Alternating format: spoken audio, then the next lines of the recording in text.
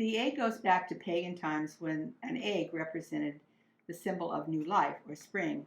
The early Christians started dyeing the eggs bright red to represent the blood of Christ. The bright red eggs are still used as part of the Eastern and Central European tradition. Today, most Easter eggs are dyed using commercial dyes. I'm going to show you how to make an assortment of these colorful eggs using only natural materials.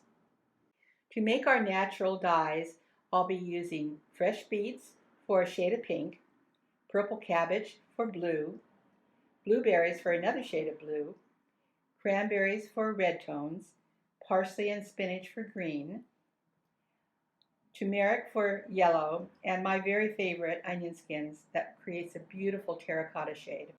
So you want to get started with your beets by just taking the green off the top and the root off at the bottom, and then you'll do a rough chop on the beets and put them in 1 quart of water and boil them for a half an hour.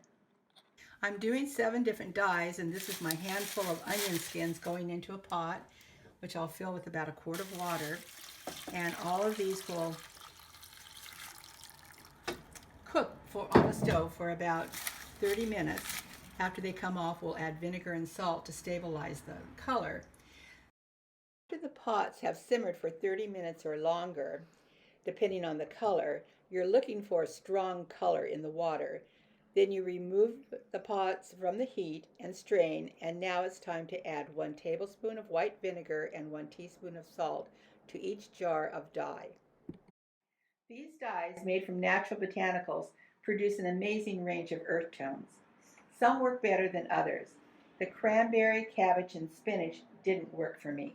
These dyes will keep up to 2 weeks jarred and covered in the refrigerator. Yes, it takes extra time to make the dyes, and the dyes do take longer to color the eggs. But once you see the beautiful colors of nature, this is sure to become a family tradition. And one more thing, if you're like me and want to preserve these eggs and keep them, you'll need to blow out the eggs and then dye them.